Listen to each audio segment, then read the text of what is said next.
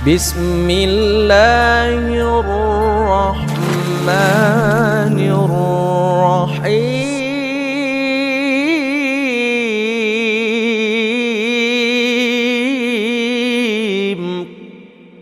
Alhamdulillah wassalatu wassalamu ala Rasulillah wa ala alihi wa sahbihi wa mawalah wa la hawla wa la quwata illa billahi wa ba'd. Alhamdulillah, segala puja dan puji hanya milik Allah subhanahu wa ta'ala.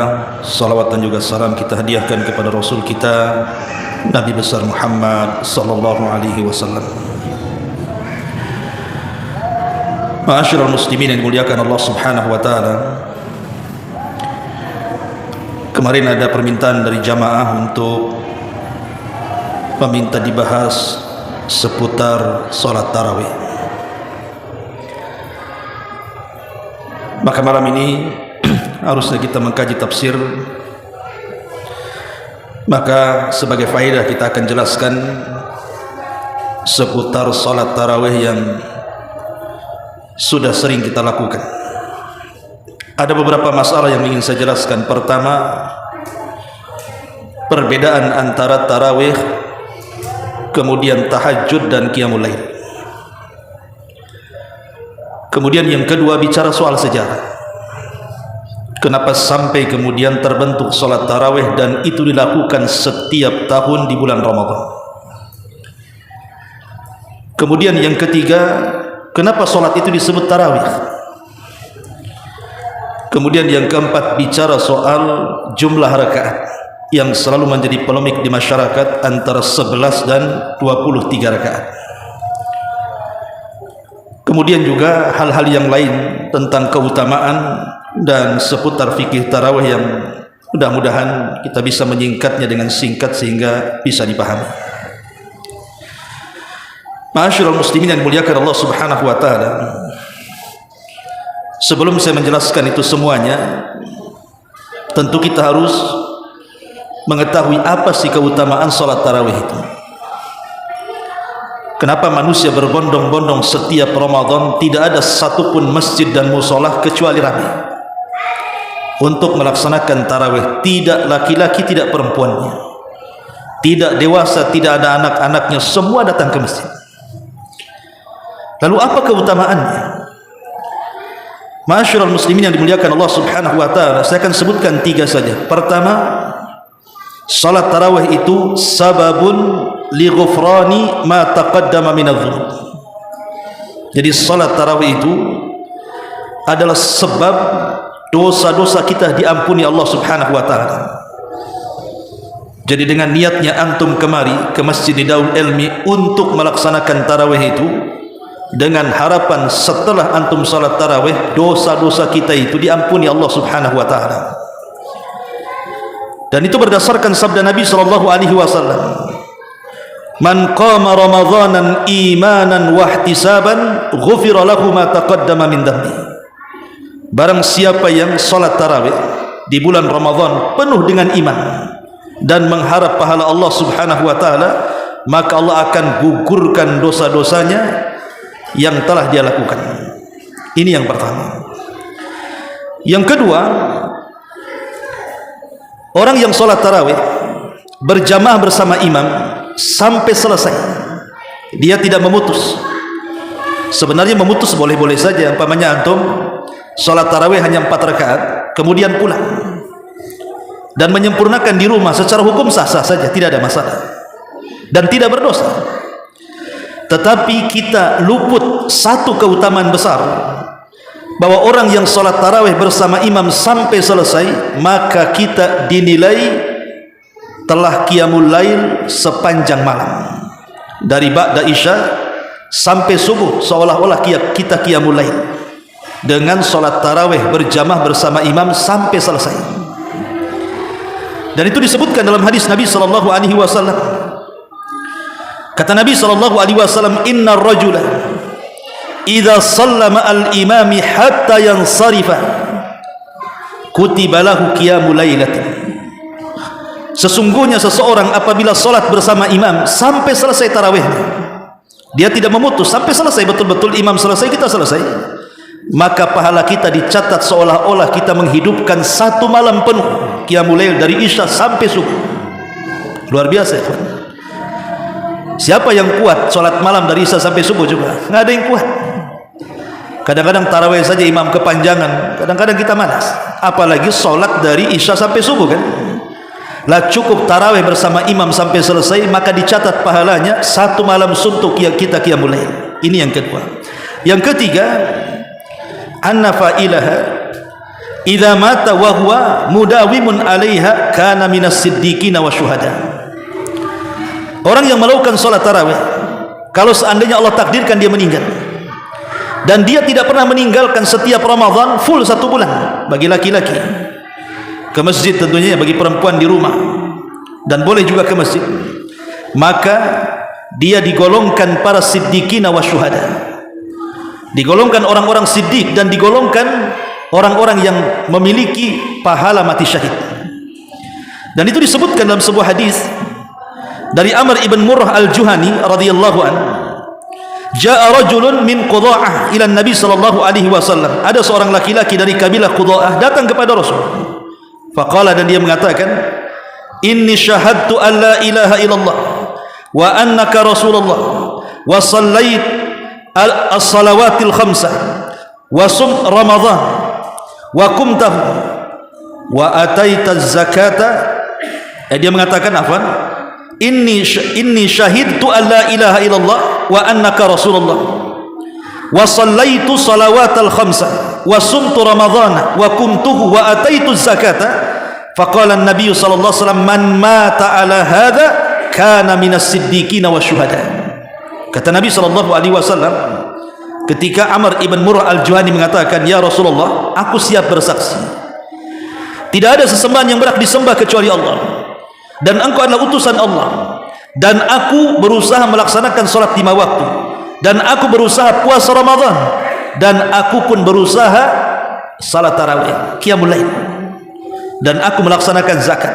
Kata Nabi SAW, barang siapa yang meninggal dan dalam kondisi seperti itu, maka dia digolongkan para siddiqin dan digolongkan para syuhada. Subhanallah. 3 keutamaan ini cukup merangsang kita untuk tidak meninggalkan tarawih. Pertama, dosa kita berguguran.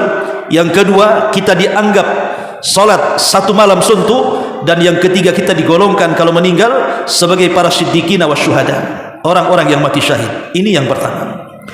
Yang kedua, apa bedanya antara tarawih, tahajud dan qiyamul lail? Itu apa bedanya? Ini kan 3 kata yang sering kita dengar. Para ulama mengatakan bahwa qiyamul lail itu lebih umum, karena qiyamul lail itu maksudnya menghidupkan malam, tidak mesti tahajud. Menghidupkan malam itu antum bisa istighfar, bisa salawat, bisa zikir, bisa baca Quran, bisa berwudu, bisa salat.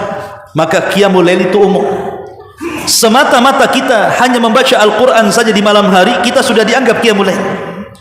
Atau semata-mata kita memperbanyak istighfar, salawat dan zikir di malam hari, walaupun tidak tahajud, kita sudah qiyamul lail. Itu makna qiyamul lail artinya. Ini yang pertama.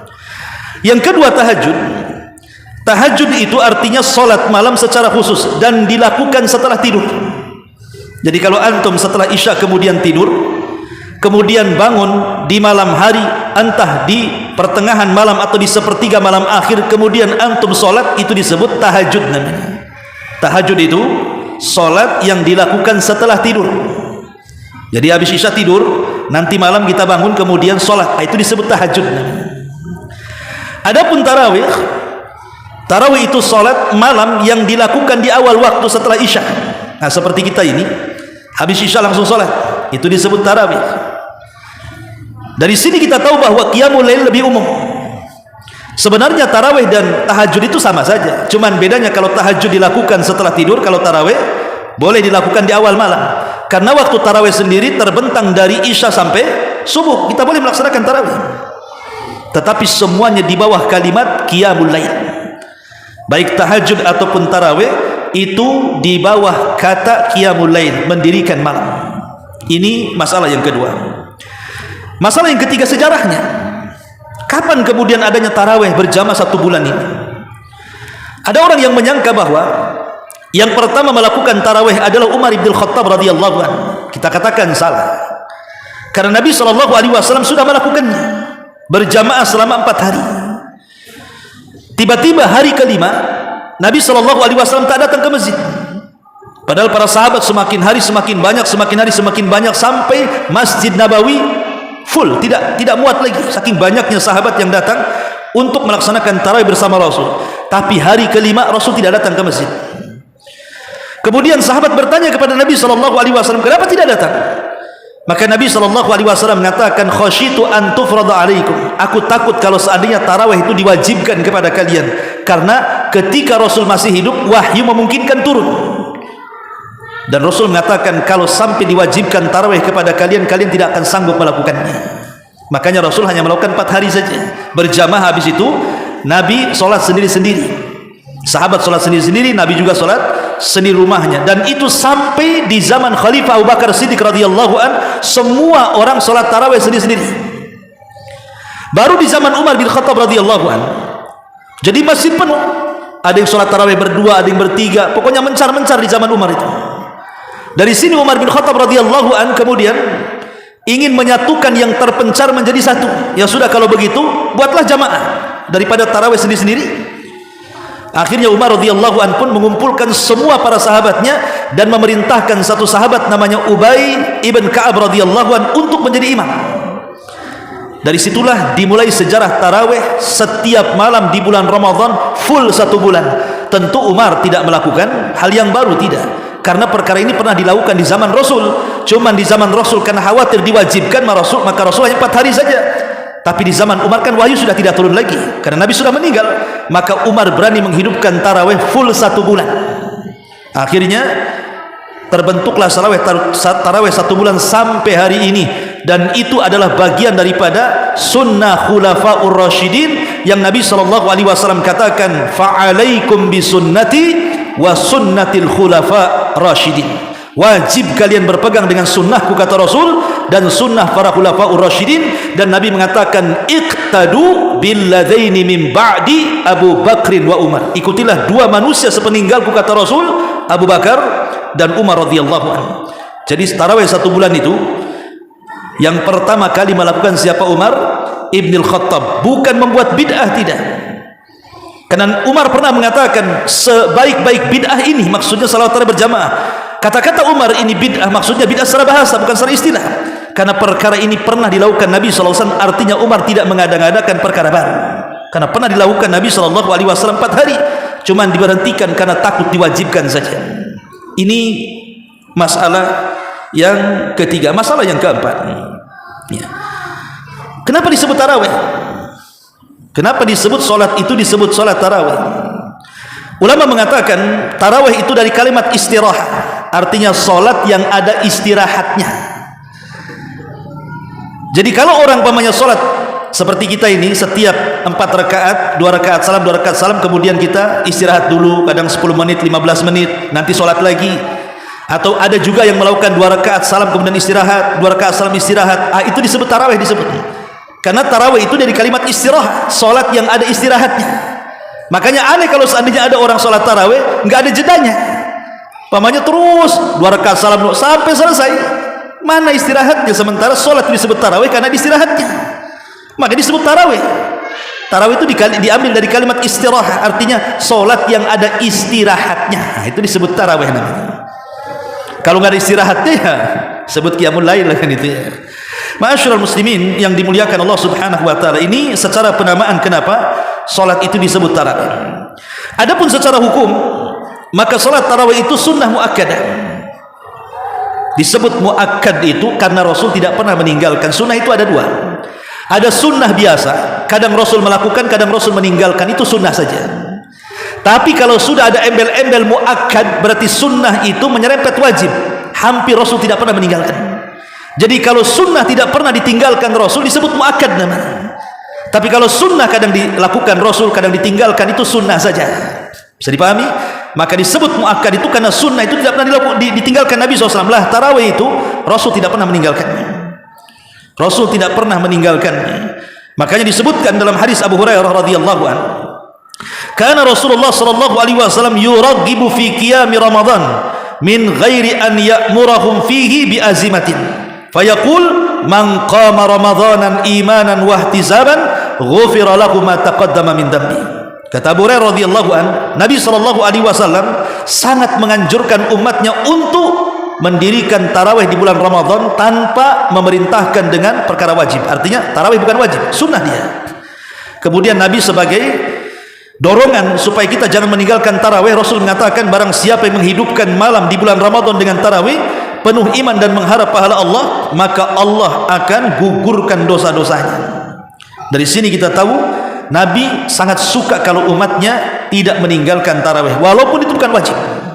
Tapi Rasulullah SAW sangat menganjurkannya, dan itu berdasarkan hadis dan ijma' kesepakatan para ulama seperti yang dinukilkan Imam Nawawi, kemudian Al-Imam As-San'ani dan imam-imam madhab yang lainnya mengatakan bahwa hukum salat tarawih itu sunnah muakkadah.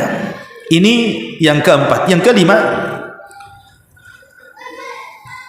tentang masalah tarawih, apakah boleh dilakukan di rumah ataukah tarawih itu harus di masjid? Maka di sini kita rinci. Pertama, bagi laki-laki. Bagi laki-laki tentu salat tarawih di masjid lebih afdal dibandingkan salat di rumah. Itu hukum asal, salat laki-laki itu di masjid.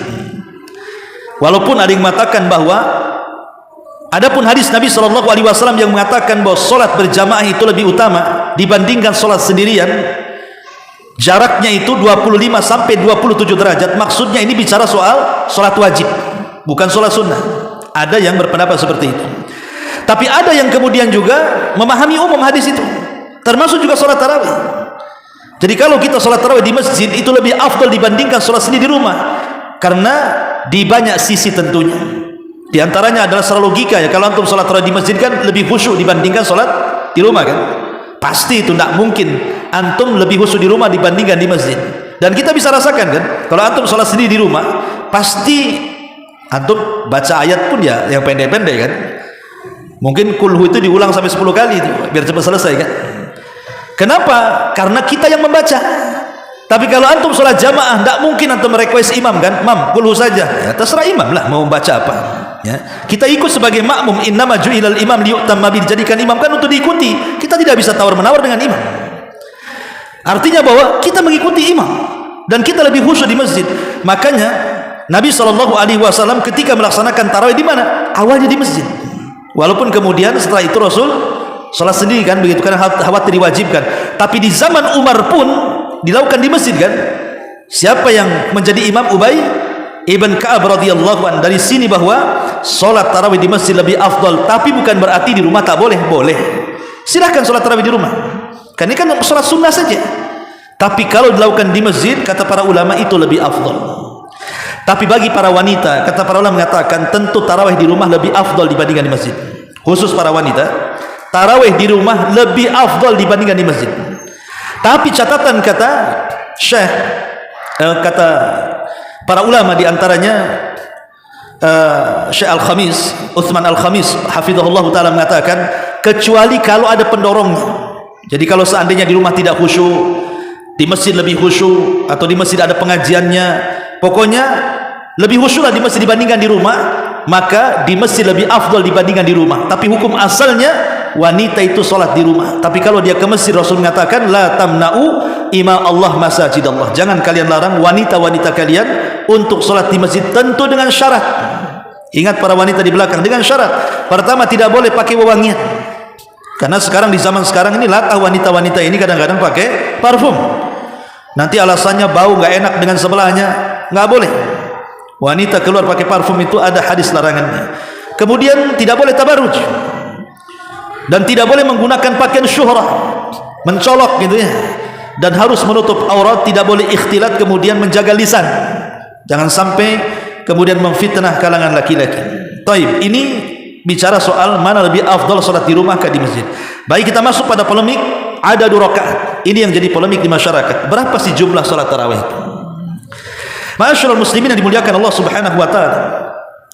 Kalau kita mengacu kepada hadis Aisyah Ummul Mukminin radhiyallahu anha ketika menceritakan salat tarawih Nabi sallallahu alaihi wasallam, Aisyah Ummul Mukminin mengatakan Rasul itu salat malam, baik tahajud ataupun qiyamul lail ataupun salat tarawih, itu tidak lebih dari dua angka, 11 rakaat atau 13 rakaat. Aisyah radhiyallahu anha mengatakan Rasul tidak pernah menambah dalam qiyamul lail, entah tarawih lah sebutannya atau tahajud, entah di Ramadan atau di luar Ramadan, kecuali 11 rakaat, dalam riwayat 13 rakaat. Cuman itu riwayatnya. Kemudian juga di zaman Umar bin Khattab radhiyallahu anhu, ketika Umar memerintahkan Ubay bin Ka'ab untuk salat tarawih, dalam riwayat Umar memerintahkan berapa rakaat? 11 rakaat. Dari sini ada yang kemudian berpendapat bahwa jumlah rakaat tarawih itu 11 rakaat atau 13 rakaat dan tidak boleh menambah dari sini. Ini satu pendapat. Tapi pendapat yang lain mengatakan tidak, bahwa salat tarawih itu bukan 11 rakaat, tapi salat tarawih itu jumlahnya tidak terhitung, karena asal salat sunnah di malam hari itu masna, 2 rakaat salam, 2 rakaat salam.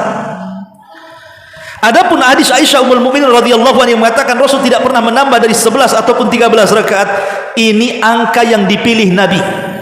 Karena Rasul tidak pernah memerintahkan salat tarawih 11 rakaat atau 13 rakaat. Tidak ada perintah Rasul merintahkan seperti itu.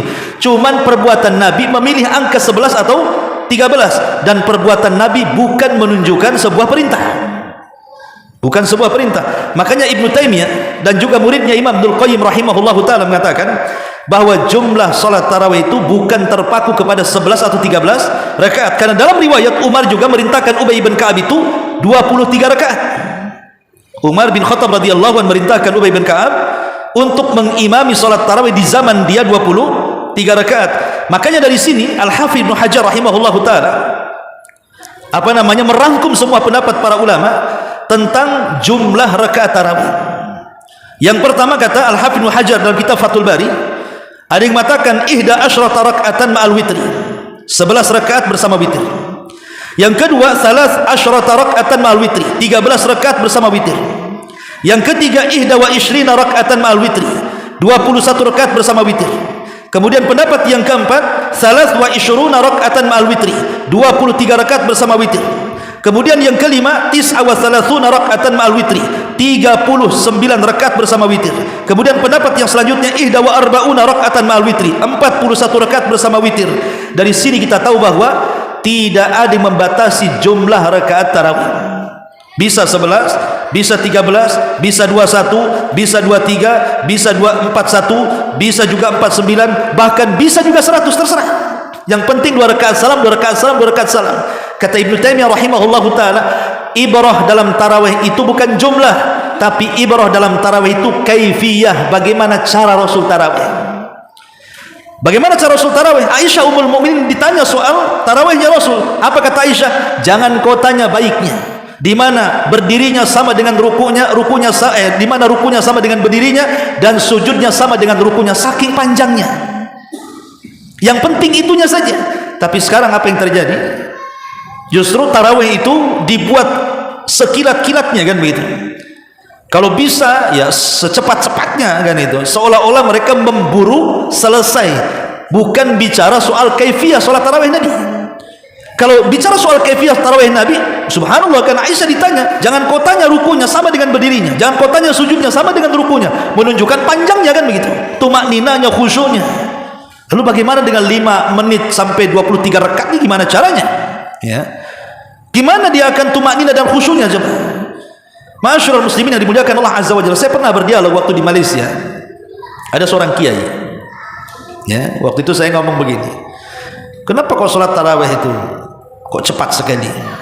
Kadang rakaat kedua itu kulhu saja. Rakaat pertama bolehlah ganti-ganti surat, tapi rakaat kedua selalu kulhu tuh. Dan itu 23 rakaat, tidak sampai 15 menit selesai. Alasan dia begini, Pak, katanya. Dia ngomong sama saya, begini, Pak, kalau sholat tarawih dilambat-lambatkan, nanti jemaah itu nanti menghayal, Pak, katanya. Nanti menghayal. Tapi kalau sholat tarawih itu dicepatkan, itu tidak ada waktu menghayal, katanya. Nggak ada waktu melamun, katanya. Maka khusyuk sekali, katanya. Karena cepat, nggak ada waktu menghayal itu, saking cepatnya, kan itu. Tapi kalau lambat nanti ngantuk, menghayal, makanya kami cepatkan, katanya.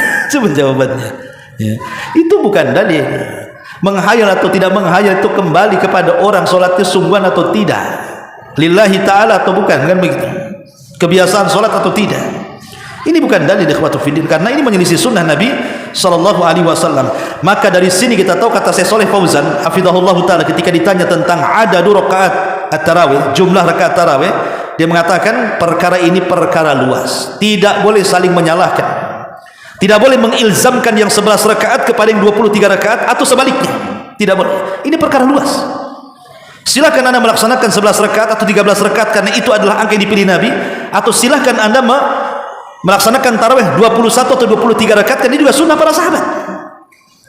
Bahkan Imam Ahmad ibn Hanbal rahimahullah sampai 100 rakaat dia salat tarawih, menunjukkan bahwa tidak ada batasannya. Jadi bukan saling menyalahkan di sini, yang salah itu yang tidak tarawih kan itu ya.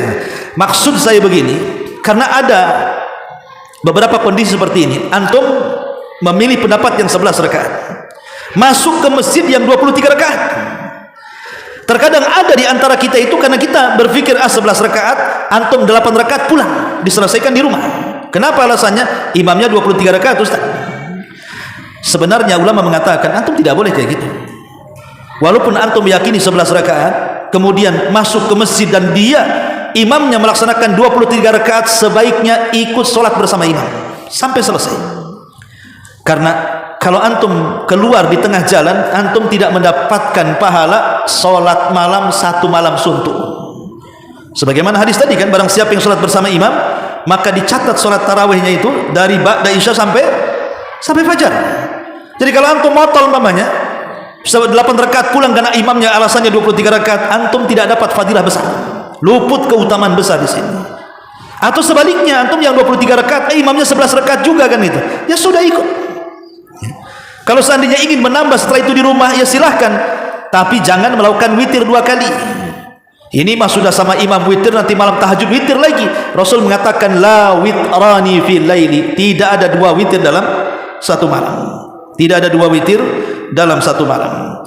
Ma'asyiral muslimin yang dimuliakan Allah Subhanahu wa taala, adapun salat tarawih ini boleh seseorang membaca mushaf. Jadi kalau antum salat tarawih di rumah pengen dipanjangkan, hafalan pula tak punya, maka boleh kita megang handphone atau megang mushaf, dibolehkan, tidak ada masalah. Atau imam juga bersama jamaah di masjid, mungkin hafalannya kurang tapi ingin dilamakan salatnya, boleh kita menggunakan mushaf.